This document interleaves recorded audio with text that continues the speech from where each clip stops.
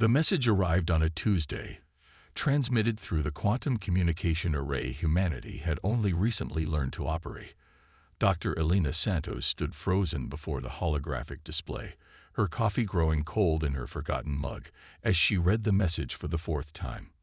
The Meridian Collective, humanity's first contact with an advanced civilization, had finally responded to Earth's greeting. Their answer was not what anyone had expected. Your species claims to be ready for integration into the galactic community. The message read, its perfect translation betraying the advanced nature of its senders. Yet our analysis indicates a concerning level of technological inefficiency in your development path. You achieve results, but through what we perceive as wasteful and illogical methods. Before we can proceed with formal relations, you must demonstrate the validity of your approach to advancement. Elena's dark eyes narrowed as she reached the challenge embedded within the message. The Meridians, a species that had mastered the art of quantum engineering through pure mathematical precision, demanded proof that humanity's more organic approach to innovation held merit. They proposed a contest. Both species would be given 3 months to solve an identical problem, creating a stable microfusion reactor capable of powering a small city. The catch: it had to be done without accessing any existing research or technology. Both sides would start from scratch, using only basic tools and raw materials. The Meridians claimed this would prove whose approach to technological advancement was superior, their pure logic or humanity's mixture of intuition and reason. Director Santos, the voice of her assistant, James Chen, pulled Elena from her thoughts. The Security Council is waiting. The next 48 hours passed in a blur of emergency meetings, heated debates, and frantic consultations. The world's leaders were split. Some saw the challenge as an opportunity to prove humanity's worth, others as a trap designed to humiliate Earth's scientific community. But as Elena stood before the United Earth Council, she knew there was only one choice. "We accept," she announced, her voice steady despite the weight of her words. "But we do so with one condition. We choose our team not just from the expected pools of theoretical physicists and quantum engineers, but from across the full spectrum of human innovation." The council chambers erupted in murmurs, but Elena continued. "The Meridians want to test our approach to advancement. Very well. Let's show them exactly how humanity innovates." 2 days later, Elena stood in the newly designated Project Synthesis facility, watching as her hand-picked team assembled. Dr. Maya Patel, a quantum physicist whose theories were considered radical even by Earth standards, was already arguing passionately with Dr. Marcus Wong, a biological systems engineer who had revolutionized organic computing. Dr. Sarah Chen, whose work in artistic algorithm design had created a new field of computational aesthetics, sat cross-legged on a desk, sketching patterns that somehow translated into breakthrough code. Most controversially, Elena had insisted on including Tom Martinez, a master mechanic known for his ability to fix the unfixable through what he called listening to the machine. His inclusion had nearly caused a riot in the traditional scientific community, but Elena knew they needed his intuitive understanding of how things worked at their most fundamental level. "They think we're crazy," Tom said, coming to stand beside Elena as they watched the others begin to collaborate. "The Meridians, I mean. They think we're inefficient, wasteful." Elena smiled, remembering the countless breakthroughs in human history that had come not from pure logic, but from dreams, accidents, and the strange connections only the human mind could make. "Maybe we are, by their standards. But that's exactly why we'll win." The first week was chaos. The team argued, disagreed, and sometimes stormed out of rooms in frustration. The Meridian observers, present via holographic projection, watched with what Elena interpreted as growing concern for human inefficiency. But she saw what they couldn't: the way ideas were building upon ideas, how one person's apparent mistake would spark another's breakthrough. Maya's quantum calculations, rather than being purely mathematical, began to incorporate Sarah's artistic patterns. Marcus found ways to integrate biological principles into the reactor's cooling system, while Tom's intuitive adjustments repeatedly solved problems the others hadn't even realized were forming. It's not about finding the perfect solution, Elena explained to the increasingly confused Meridian observers. It's about finding the solution that works, then making it better through iteration and imagination. The Meridian's response came in perfect, logical Mandarin. Perfection through imperfection is a contradiction. Exactly, Elena replied, watching as her team's apparent chaos began to coalesce into something new, something neither purely logical nor purely intuitive. That's what makes it human. As the first month drew to a close, Elena received reports that the Meridian team was proceeding exactly as expected, with perfect, linear progress toward their goal. But as she watched Tom show Maya how the vibration of a failing coupling reminded him of a jazz rhythm, leading to a breakthrough in plasma containment harmonics, she knew they were creating something the Meridians hadn't even imagined possible. They weren't just building a fusion reactor. They were proving that humanity's greatest strength lay not in perfect efficiency, but in its ability to find unexpected connections, to learn from failure, and to see possibilities where pure logic found only walls. The game was far from over, but humanity was playing by its own rules. And those rules, Elena knew, were about to rewrite the galaxy's understanding of what progress truly meant. Day 37 of the challenge brought the first major crisis. Elena arrived at the facility to find the main laboratory filled with an odd, sweet smell, and Marcus Wong frantically trying to contain what appeared to be growing crystalline structures emerging from his experimental biological interface system. "It's not supposed to do this," he muttered, while Sarah Chen stood nearby, recording the crystal's growth patterns with fascinated interest.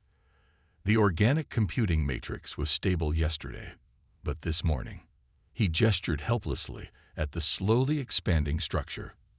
The Meridian observers, their holographic forms hovering nearby, radiated what Elena had learned to recognize as disapproval. "This is precisely the type of inefficiency we predicted," their lead observer stated. "A purely quantum mechanical approach would not have produced such unstable results." Tom Martinez, who had been examining the crystals with a jeweler's loupe, suddenly straightened up. "Hey, Maya," he called out, "come look at this growth pattern. Doesn't it remind you of those quantum probability matrices you were struggling with last week?" Dr. Maya Patel hurried over, her usual skepticism forgotten as she studied the unexpected phenomenon. Her eyes widened. "The crystalline structure, it's naturally forming along quantum coherent pathways. Marcus, your organic computing system isn't failing. It's solving our quantum stability problem for us." The accident became their first major breakthrough. The team discovered that the biological crystals, grown from Marcus's altered bacteria, naturally created structures that could help maintain quantum coherence in their fusion reactor's containment field. It was exactly the kind of development the Meridian's purely logical approach would never have stumbled upon. "This is why we embrace chaos," Elena explained to the bewildered Meridian observers. "Sometimes the best solutions come from what appears to be failure." The Meridian's response was predictably dismissive. "Relying on accidental discoveries is inefficient. Our approach proceeds according to schedule, with no deviations or errors." But Elena noticed they began paying much closer attention to the team's apparently random experiments.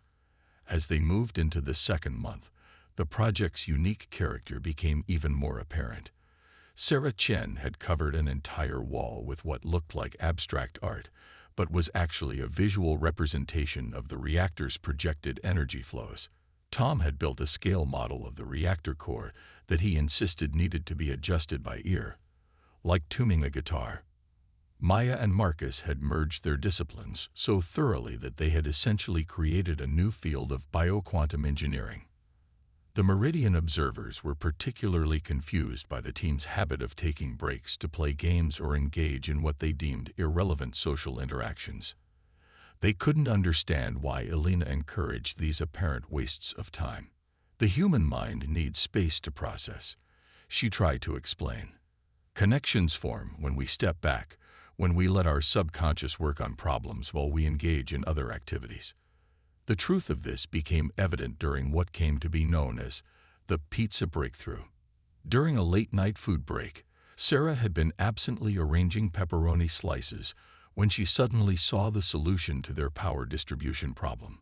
The reactor's energy could be distributed more efficiently if they arranged the output nodes in a spiral pattern, mimicking natural growth patterns found throughout nature. "It's not just about the mathematical optimization," she explained excitedly, using pizza toppings to demonstrate her concept.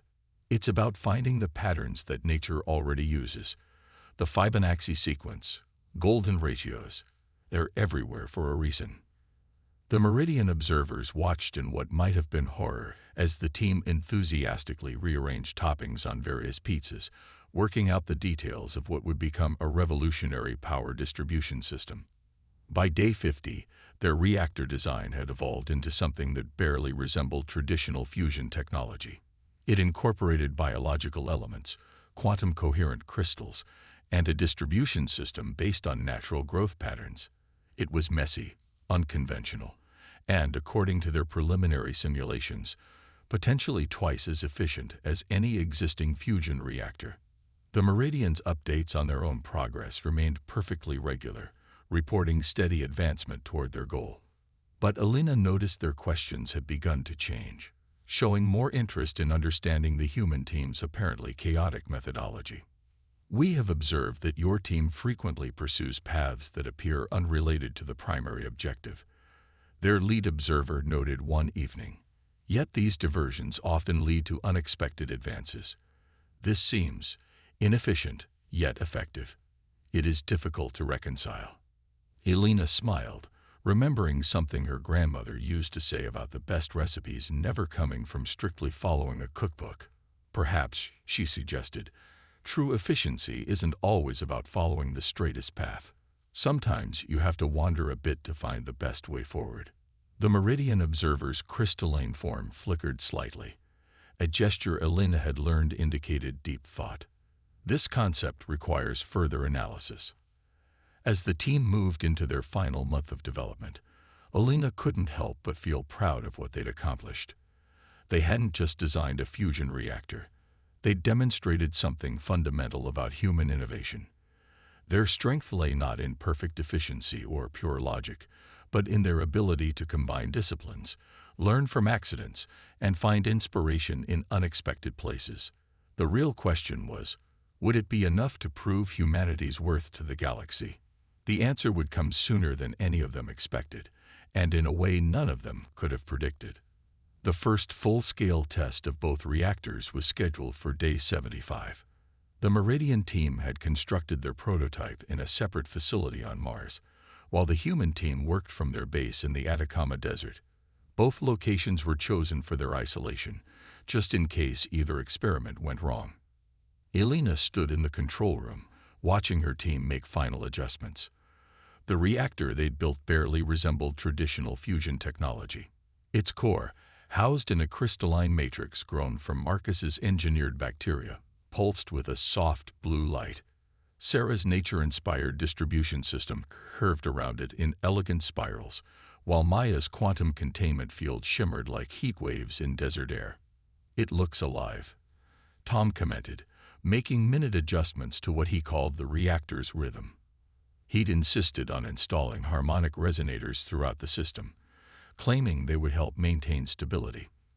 The Meridian observers had been particularly baffled by this addition, unable to see how sound could possibly affect fusion performance.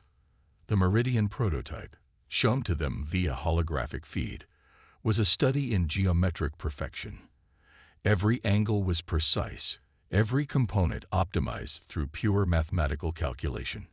It looked exactly like what most humans would expect a fusion reactor to be. "Beginning final countdown," Maya announced, her fingers dancing over the control interface. "Quantum field initialization in 10 minutes." Alina noticed the Meridian observers had multiplied, dozens of their crystalline forms now hovering around the control room.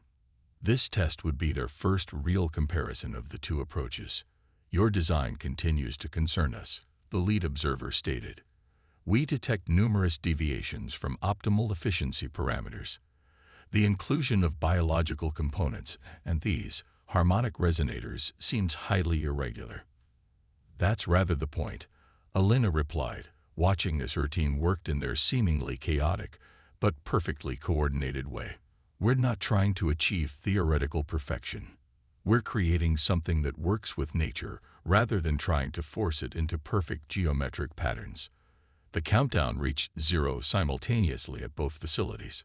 The Meridian reactor powered up exactly as their calculations had predicted, achieving stable fusion with mathematical precision. Their observers radiated satisfaction. Then the human reactor came online. At first, nothing seemed to happen. The crystalline matrix continued its gentle pulsing, the harmonic resonators hummed their complex chord, and Sarah's distribution spirals remained unchanged. The Meridian observers began to radiate what Elena interpreted as smugness. As predicted, their lead observer began, "Your unorthodox approach has failed, To." They were interrupted by a sudden change in the reactor's glow. The blue light deepened, then began to shift through colors in a rhythm that matched the harmonic resonators. The quantum field, instead of forming the expected perfect sphere, flowed like water through Sarah's spiral pathways. Power output at 120% of theoretical maximum, Maya reported, her voice steady despite her excitement. Quantum coherence holding at. This can't be right. We're seeing coherence levels that shouldn't be possible at this scale. Marcus was staring at his biological monitoring systems in amazement. The crystalline matrix is adapting, optimizing itself in response to the energy flow. It's learning. The Meridian observers' forms flickered rapidly as they processed the data. Their reactor was performing exactly as designed, achieving the mathematically predicted maximum efficiency. But the human reactor was exceeding theoretical limits and doing so in ways their models couldn't explain. "This is impossible," the lead observer stated, their usually perfect translation showing signs of distress. "Your design violates multiple laws of optimal energy distribution. It should not be able to achieve these results." Tom grinned as he made another minute adjustment to the harmonic resonators, bringing the reactor's hum into what he called perfect harmony. "Maybe," Elena suggested, "your laws need updating. The universe doesn't always follow our rules, whether they're based on human intuition or Meridian mathematics." The test continued for 6 hours. The Meridian reactor performed exactly as designed, never deviating from its predicted output. The human reactor, on the other hand, continued to adapt and improve, its biological components evolving in response to the energy flows, its quantum field dancing to Tom's harmonic adjustments. But it was what happened in the 7th hour that truly shook the Meridian's understanding of human innovation. A minor fluctuation in the power grid caused a feedback surge that would have destabilized a conventional reactor. The Meridian observers tensed, expecting catastrophe. Instead, they watched in astonishment as the human reactor actually absorbed the surge, its biological matrix adapting in real time, its quantum field flexing like a living thing. Not only did it prevent a disaster, but it converted the surplus energy into useful output. "Your reactor," the lead observer finally said, their translation software struggling to convey their confusion. "It appears to be improvising." Elena nodded, watching as her team worked seamlessly to adjust to the new energy levels. "That's what living things do. We adapted your perfect quantum engineering principles, but instead of trying to force them into rigid patterns, we let them flow naturally. We worked with chaos instead of trying to eliminate it." The Meridian observers conferred among themselves, their crystalline forms clustering together in what appeared to be intense debate. When they finally spoke again, their words carried a weight Elena hadn't heard before. "We must reconsider certain assumptions about optimal development paths." Elena smiled, knowing this was just the beginning. The real test would come in the final phase, when both reactors would be pushed to their absolute limits. But her team had already proven something crucial, that humanity's messy, intuitive, creative approach to problem-solving wasn't a weakness to be overcome, but a strength to be embraced. The final phase of testing began on day 89, earlier than scheduled. The change came at the Meridian's insistence, though their reason for rushing the timeline remained unclear. Elena suspected the success of the human reactor had disturbed them more deeply than they showed. The Meridian observation team had grown to include what they called their high-probability council, beings of apparently greater authority whose crystalline forms shimmered with complex internal patterns. They watched in complete silence as both facilities prepared for the stress tests. "They're worried," Maya whispered to Elena during a brief break. "Their equations can't explain how our reactor works, so they can't predict what will happen when we push it to the limit." Elena nodded, and unpredictability terrifies them. The stress test protocol was simple but demanding. Both reactors would be pushed to maximum output, then subjected to a series of increasingly difficult challenges. Power surges, grid fluctuations, and even simulated component failures would test their resilience and adaptability.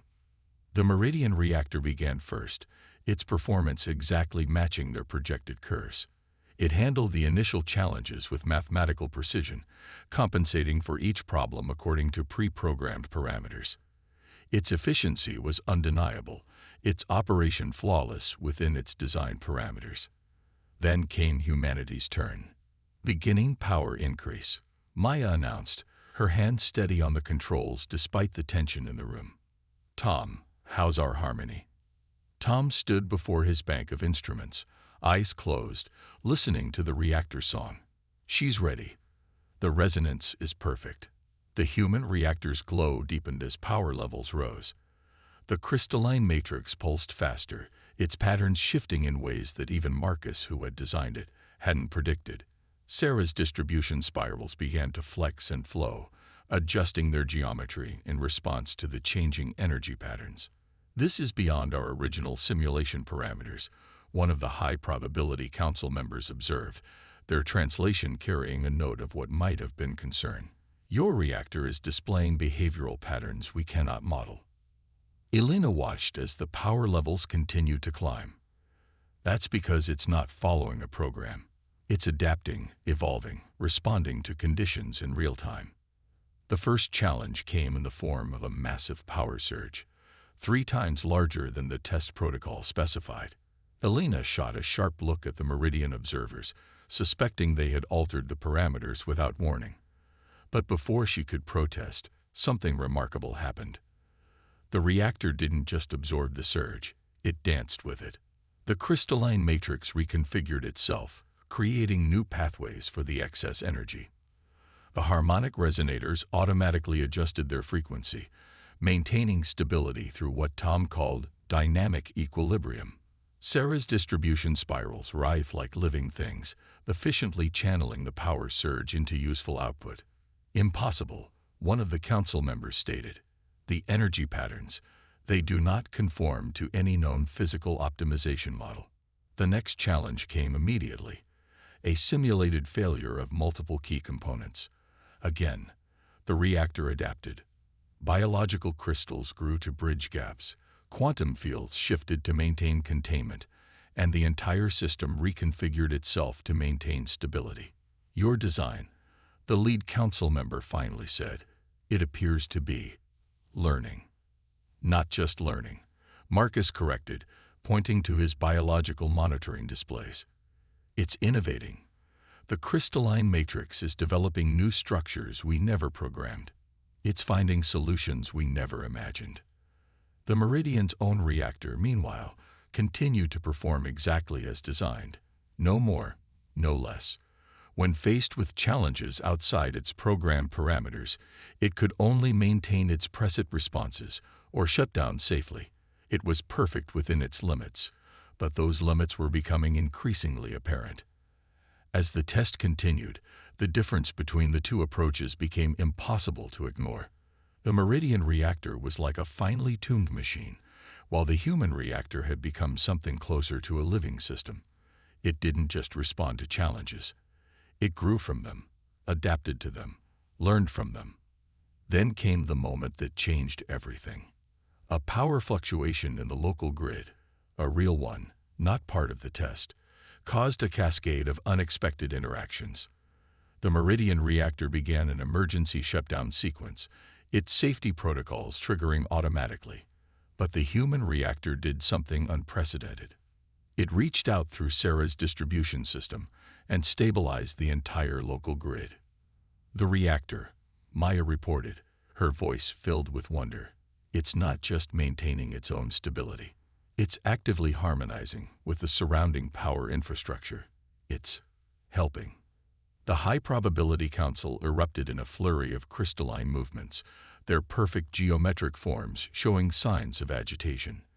Their carefully constructed models of reality were being challenged not just by the reactor's performance, but by its apparent ability to transcend its original purpose. Your species, the lead council member finally said, approaches problems in a way we had not considered possible. This requires significant revaluation. Elena smiled, recognizing the magnitude of what that admission must have cost them. Perhaps, she suggested, that's exactly what both our species needed to learn from this challenge. But as she watched the reactor continue its remarkable performance, Elena couldn't shake the feeling that they had stumbled upon something far more significant than just a new way to generate power. They had demonstrated something fundamental about the nature of progress itself, that true innovation often came not from pursuing perfection, but from embracing the messy, unpredictable process of evolution and adaptation. The final phase wasn't over yet, but already the galaxy's understanding of what was possible had begun to shift. And humanity, with all its chaotic creativity and intuitive leaps, had proven itself not just worthy of inclusion in the galactic community, but capable of teaching even the most advanced civilizations something new about the nature of progress itself. On the 100th and final day of the challenge, the Meridian High Probability Council requested something unprecedented. They asked to send physical representatives to Earth. It would be the first time their species had ever deemed direct contact necessary for information exchange. Elena stood with her team in the desert facility, watching as the Meridian delegation materialized. In person, they were even more striking than their holographic projections, crystalline beings that seemed to be composed of pure geometry and light, yet moved with an organic fluidity that defied explanation. "We have reached several conclusions," the lead council member announced without preamble, their physical form refracting the morning sunlight into complex patterns across the facility walls. None of them aligned with our initial predictions. The human team exchanged glances. Over the past weeks, their reactor had continued to evolve in ways that even they hadn't anticipated. The biological crystalline matrix had developed complex neural-like networks.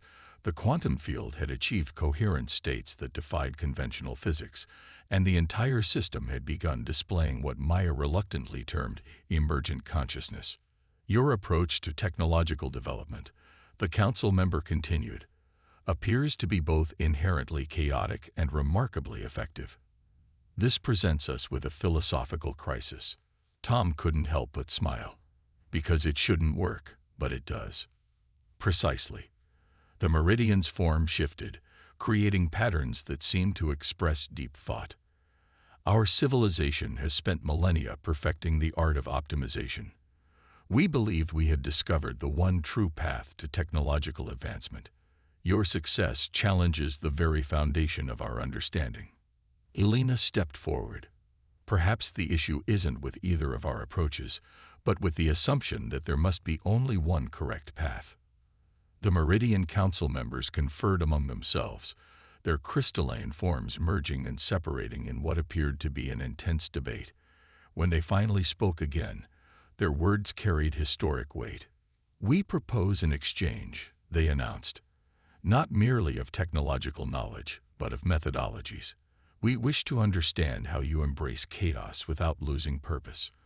In return, we offer our mathematical precision to help refine your innovations." Marcus looked up from his biological monitoring station.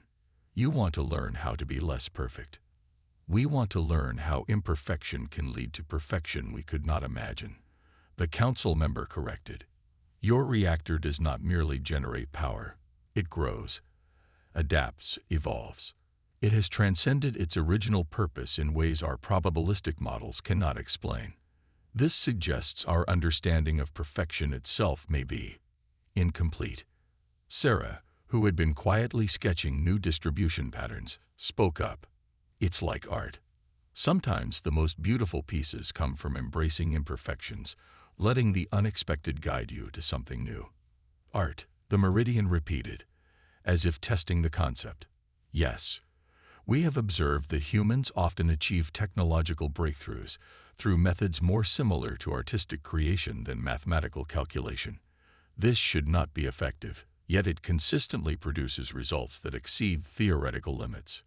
Maya stepped forward, gesturing at their reactor. Look at what we created together. Marcus's biological systems shouldn't work with my quantum fields, but they do. Tom's harmonic resonators shouldn't affect fusion stability, but they're crucial. Sarah's distribution patterns break every rule of optimal design, yet they perform better than anything we've built before. Together, Elena emphasized. That's the key. We succeeded not just because of our individual ideas, but because we let those ideas clash and combine and evolve into something new. Something neither pure logic nor pure intuition could have created alone. The Meridian Council's forms shifted into a configuration Elena hadn't seen before, less rigidly geometric, more fluid. We propose more than an exchange, they announced. We propose a partnership. Your species has demonstrated not just technological capability, but the ability to find paths we could not see. This suggests possibilities we had not imagined possible. Elena looked at her team. The quantum physicist who trusted in uncertainty, the engineer who let biology guide his designs, the artist who saw patterns in chaos, and the mechanic who could hear the music in machines. They had done more than prove humanity's worth. They had shown that true progress came not from eliminating chaos or enforcing perfect order, but from finding the harmony between them. We accept, Elena replied, on one condition. This partnership must be equal. We have as much to learn from your precision as you have to learn from our chaos. The Meridian Council's forms synchronized into a pattern that somehow conveyed both agreement and amusement. Indeed, we have discovered that the universe is far more complex than our model suggested. Perhaps it is only by combining our different approaches that we can truly begin to understand it. As the formal agreements were being prepared, Elena watched Tom teaching a fascinated Meridian observer about the relationship between music and quantum harmonics, while Sarah and another observer discussed how natural growth patterns could inform technological design. Maya and Marcus were already deep in conversation with the council about combining Meridian precision with human intuition to create something entirely new. The challenge had begun as a test of humanity's worth. It had ended by proving that true advancement came not from proving one approach superior, but from learning to combine different ways of seeing the universe. In embracing their chaos, humanity hadn't just earned their place among the stars. They had helped an ancient civilization rediscover the value of imperfection. And somewhere in the facility behind them, their reactor continued its impossible dance of order and chaos, writing new laws of physics with every pulse of its crystalline heart.